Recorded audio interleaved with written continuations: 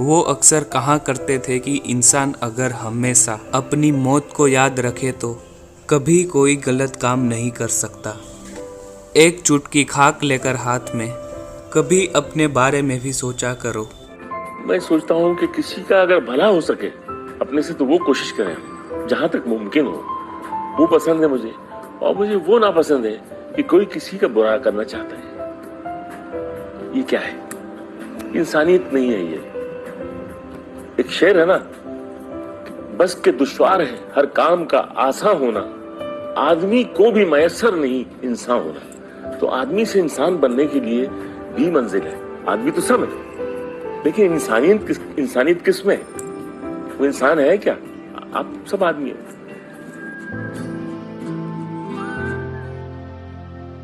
जगदीप जी ने 70 साल दिए फिल्म इंडस्ट्री को और हमें खूब हंसाया है। उनके सामने आज का हर एक कलाकार सर झुकाता है।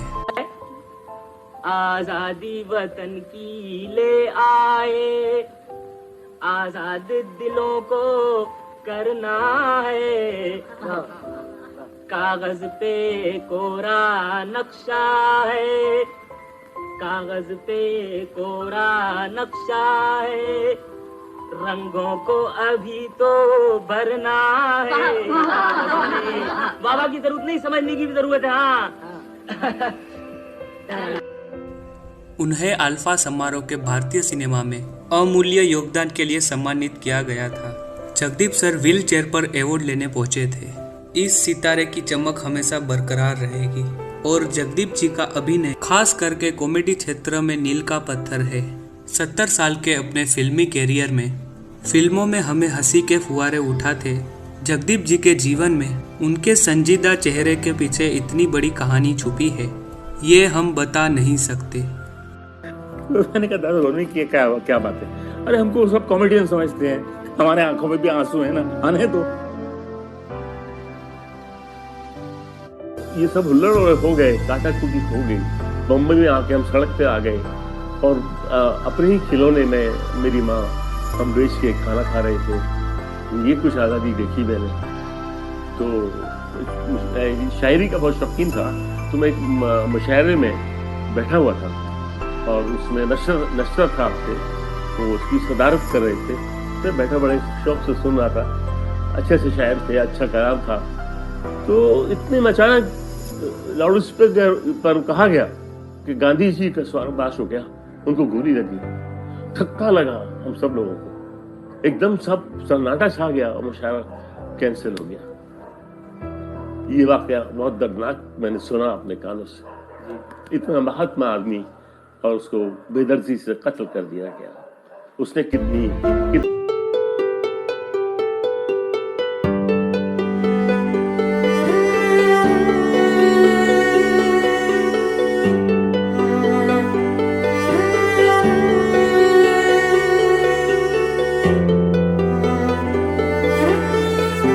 आज़ादी के उस वक्त का जिक्र कर रहे हैं।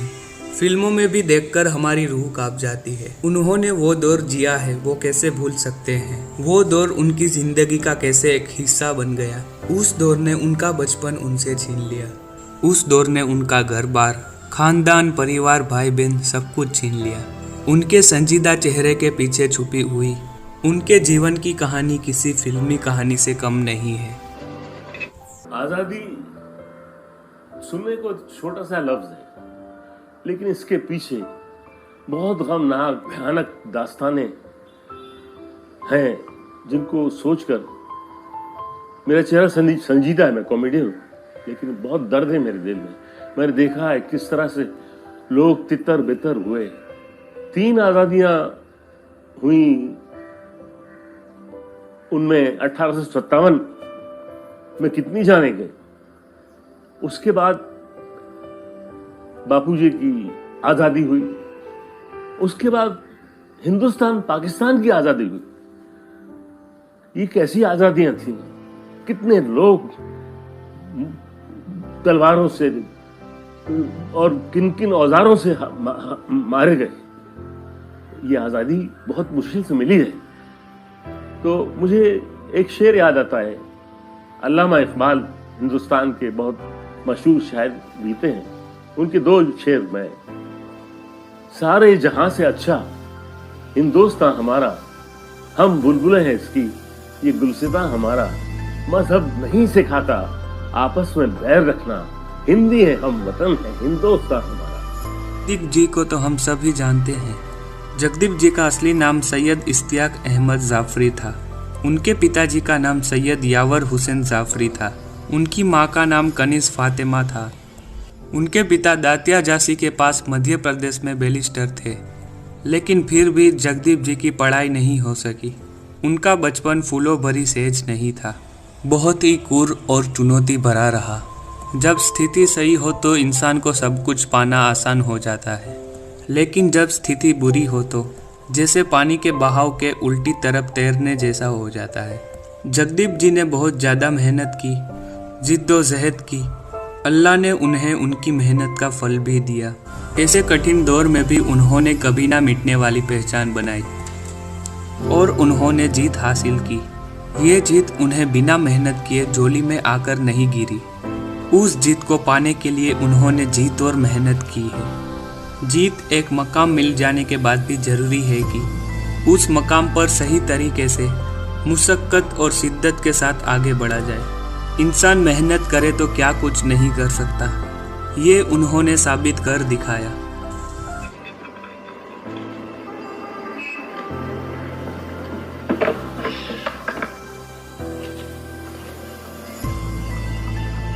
मेरे कन्हैया, ये 6 पैसे तेरे और 2 पैसे मेरे। वाह, मैं क्यों नहीं? मेहनत तो तुमने की है। तू है करता, मैं कहता हूँ ले। तू समझ रहा था मैंने तेरा गिराक छीन लिया है? अबे तू अनाड़ी है। उस बाबू ने मोजा पहन रखा था, अगर गलती से उसके मोजे पर पालिश लग जाता तो उसका पैर जूते समेत धड़ाम से थोपड़े में पड़ता। हाँ। पालिश?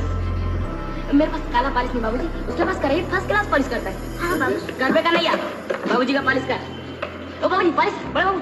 कलकत्ते में आए के पालिश ना कराए के चले नहीं जाना, ओ बाबूजी चले नहीं जाना, चले नहीं जाना, चले।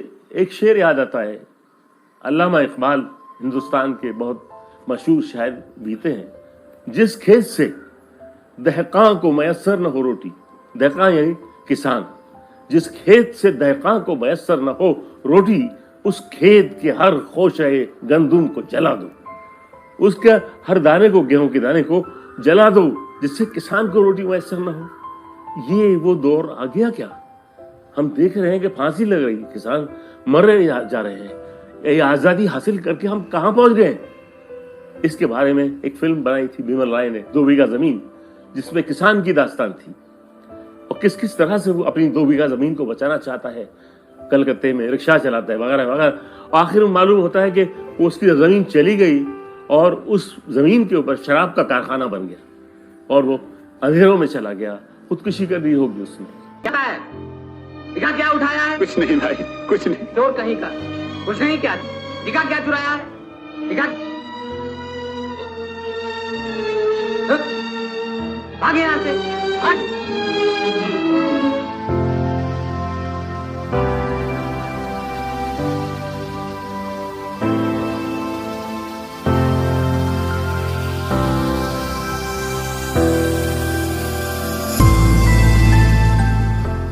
उसके बाद जगाया महबूब खान ने पिक्चर बनाई मदर इंडिया। कि मदर इंडिया क्या होती? वो किसान की माँ होती, वो किसान है और किस तरह वो किसानों को जगाती, जिलाती है और आबाद कर देती है हिंदुस्तान को, जमीन को। इस तरह आज़ादी इसको कहते हैं। जगदीप जी हमारे देश के मशहूर शायर अल्लामा इकबाल जी के शेर के जरिए हमें मैसेज दे रहे हैं। सारे जहां से अच्छा हिंदुस्तान हमारा, मज़हब नहीं सिखाता आपस में बैर रखना, हिंदी है हम वतन है हिंदुस्तान हमारा। अल्लामा इकबाल जी का ये शेर, हिंदुस्तान का कोई ऐसा बच्चा नहीं होगा जो इस शेर से वाकिफ ना हो। और विमल राय जी की फिल्म 2 बीघा ज़मीन और महबूब खान जी की फिल्म मदर इंडिया पहले फिल्मों में मैसेज होते थे, वो भी हमें बता रहे हैं। दोस्तों, मैंने आपको जगदीप जी के अगले वीडियो में हमारे देश के विभाजन के दौरान उन्हें जो तकलीफ़ों का सामना करना पड़ा उसका जिक्र किया है। अब उसके आगे उनके 6 बड़े भाई और 2 बड़ी बहनें थी। उनमें से वो सबसे छोटे और लाडले थे। उनकी उम्र सिर्फ 8 साल की थी। वो आम बच्चों की तरह अपना बचपन खुशी से बिता रहे थे, अपने बड़े भाई बहनों के बीच में, अपनी माँ बाप के पनाह में। उन्हें पता नहीं था आज़ादी क्या है। जगदीप जी बचपन में शायरी के शौकीन थे। एक बार छोटे जगदीप मुशायरा सुनने गए और लाउड स्पीकर पर ऐलान हुआ कि गांधी जी को किसी ने गोली मार दी है। ये सुनकर चारों ओर सन्नाटा छा गया। मुशायरा भी बंद हो गया। ये सुनकर सबके दिल को एक धक्का लगा। छोटे जगदीप जी भी डर गए। ये दौर था 1947 का, जब मुल्क बटा तो खानदान भी बट गए। उस दौरान उनके पिताजी का भी इंतकाल हो गया। उनके बड़े भाई बहन सब पाकिस्तान चले गए। उनकी अम्मी ने पाकिस्तान जाने से साफ इनकार कर दिया कि मैं कहीं नहीं जाऊंगी, मेरा वतन हिंदुस्तान है, मैं हिंदुस्तान में ही रहूंगी। जगदीप जी की अम्मी उन्हें लेकर मुंबई आ गई अपने भाई के पास, लेकिन उनके भाई ने उन्हें नहीं रखा। मैं तो 8 साल का था। मेरे वालिद बैरिस्टर थे, दतिया स्टेट थे, झांसी के पास में। और जब ये चित्र सब हुआ तो वहाँ से उनको छोड़ के सामान, मकान, बंगला जो भी खाना उनका इंतकाल हो गया दरमियान में, स्वर्गवास हो गया।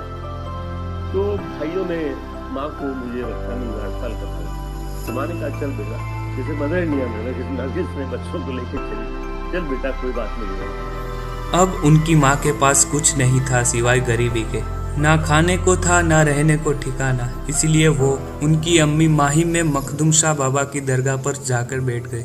आते जाते हुए लोगों ने उन्हें देखा तो पैसे देने लगे, लेकिन उनकी अम्मी को ये गवारा नहीं था। उनकी अम्मी यतीम खाने में रोटियां बनाने लगे, जबकि उनके घर में 4 नौकरानियां हुआ करती थी। अचानक से उनका सब कुछ छीन लिया। इसीलिए जगदीप जी कह रहे हैं ये कैसी आज़ादी थी। न जाने कितने परिवार घर बार उजड़ गए, लाखों लोगों को अपनी जानें गंवानी पड़ी। उनकी अम्मी उन्हें यतीम खाने में रोटियां पकाकर पढ़ाने लगे। उनकी अम्मी को इतनी मेहनत करते हुए देख उन्हें लगा क्यों ना मैं भी कुछ काम करूं। उन्होंने अपनी अम्मी से कहा कि क्यों ना मैं भी कुछ काम करूं। उनकी अम्मी ने कहा तुम्हें पढ़ना चाहिए, क्योंकि उनके अब्बा बैरिस्टर थे। उन्होंने कहा पढ़ाई में क्या रखा है, तुम्हारी कुछ मदद कर सकूं। ये सुनकर वो भी रोने लगे। इतनी छोटी उम्र में इतनी बड़ी बात कहना। 8 साल की उम्र क्या होती है?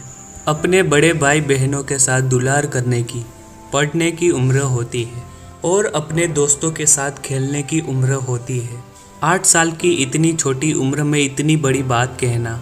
इसीलिए तो कहते हैं गरीबों के बच्चे जल्दी बड़े हो जाते हैं। उनके लिए पढ़ाई अहमियत नहीं रखती, रोटी अहमियत रखती है। फिर तो क्या था, जगदीप जी पढ़ाई छोड़ के टीन के कारखाने में काम करने लगे। फिर माँ बेटे दोनों पतंगे बनाने लगे। जो काम सामने आता गया वो करते गए। 8 साल की उम्र में सड़क पर, सिग्नल पर कंघी, रुमाल, अगरबत्ती सब बेचने लगे। एक बार सड़क पे एक आदमी आया, बच्चों को ढूंढ रहा था फिल्मों में काम करने के लिए। यहाँ से उनकी आम बच्चों से जगदीप बनने की कहानी शुरू हुई। उस आदमी ने उनसे पूछा क्या तुम फिल्मों में काम करोगे? जगदीप जी ने कहा वो क्या होता है? उन्होंने कभी फिल्म में देखी ही नहीं थी। फिर उस आदमी ने कहा स्टूडियो में एक्टिंग करनी होती है। उन्होंने कहा कितने पैसे मिलेंगे? उस आदमी ने कहा 3 रुपए। ये सुनकर वो बहुत ही खुश हो गए। फौरन कहा चलो। उस आदमी ने कहा कल आना। दूसरे ही दिन उनकी अम्मी उन्हें वहाँ ले जाने के लिए निकले। उनकी अम्मी जालीदार बुर्खा पहनते थे। उस दिन तूफान आया था, खंभे गिर गए थे। उन्हें अंधेरी से सेंडेस रोड जाना था। उतने में ही टीन का पतरा उड़कर आया और उनके अम्मी के पाँव पर लगा। खून का फुहारा फूट पड़ा। जगदीप जी भी डर गए, रोने लगे। जगदीप जी बोले नहीं जाना। तब उनकी माँ ने कहा वो मंजिल ही क्या जो आसानी से तय हो, वो राह ही क्या जो थक कर बैठ जाए। चल बेटा कोई बात नहीं है। तो तूफान आया था, पैर पर उनके एक पतरा लग गया और खून का फवारा छूट गया। और मैं डर गया कि नहीं जाएंगे। अंधेरी से पैदल हमको भिंडी बाजार जाना था। तो मेरी माँ ने एक शेर कहा था, वो राही क्या जो थक कर बैठ जाए, वो मंजिल क्या जो आसानी से तय हो। चलो बेटा, चलना है तुम्हें। वो उनकी अम्मी की बात उन्होंने हमेशा उनके जहन में रखी। वो B.R. चोपड़ा की अफसाना फिल्म थी। सीन था, बच्चों का नाटक चल रहा है, दूसरे बच्चे बैठकर देख रहे हैं। जगदीप जी उन बैठे हुए बच्चों में से थे। तभी वहाँ एक डायलॉग आया जो उर्दू में बोला जा रहा था। कोई भी बच्चा वो डायलॉग नहीं बोल पा रहा था। तभी पूछा, कौन बच्चा ये डायलॉग बोल पाएगा? जगदीप जी ने पास बैठे हुए बच्चे से पूछा, डायलॉग बोलूँगा तो क्या होगा? बच्चे ने कहा, 3 की बजाय 6 रुपये मिलेंगे। वो खुश हो गए, फटाक से बोले, मैं बोलूँगा, मैं बोलूँगा। उसके बाद उन्होंने ये डायलॉग फटाक से बोल दिया, निगाह रूबरू होशियार, शहंशाह सलामत कदम रंझा फरमाते हैं। राजकुमारी मीरा और राजकुमार रतन तशरीफ लाए। उनकी अम्मी की कुर्बानी रंग लाई, ये उनकी माँ की दुआ थी। फिर तो क्या था, उन्होंने पलट कर ही नहीं देखा। जगदीप जी के लिए उनकी अम्मी ही उनकी प्रेरणा थे। कठिन से कठिन दौर में भी अपने बच्चों का साथ ना छोड़े, ये माएँ होती है। बात तो ये है माँ कि मैं चाहता हूँ अपने काम सब अपने हाथों से करूँ। अब मैं बड़ा हो गया हूँ ना। मेरे लाल, बेटा कितना भी बड़ा क्यों ना हो जाए, माँ के लिए हमेशा छोटा रहता है। हर एक माँ बाप अपने बच्चों के लिए तो कुर्बानियाँ देते ही हैं, लेकिन बच्चों को भी चाहिए कि अपने माँ बाप के बूढ़े हो जाने के बाद उनसे प्यार और उनसे अच्छे से सलूक करें और उनका ख्याल रखें। माँ,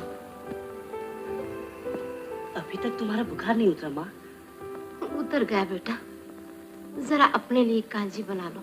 नहीं माँ, मैं तुम्हारे लिए कांजी बनाए देता हूँ, तुम आराम करो।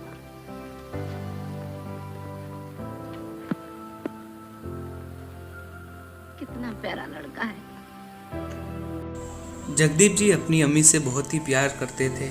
उनके अम्मी ही उनके लिए सब कुछ थे। लेकिन उनकी ज़िंदगी में एक ऐसा दौर आया जब उनकी अम्मी उन्हें छोड़कर इस दुनिया से चले गए। उनका इंतकाल हो गया। तब वो बहुत ही भावुक हो गए, बिलक कर रो दिए। उनकी बातें सुनकर आपकी भी आंखें भर आएगी। वो तो माँ ही हो सकती है, जो माँ मुझे इतना लेके चली। तो वो जब मेरे सर से उठ गई, वो घड़ी, वो लम्हा जब मेरे बेटे ने आकर मुझसे कहा, मैं शूटिंग कर रहा था, कि जावेद ने आकर कहा कि पापा क्या है कि दुनिया से सब कुछ जाना है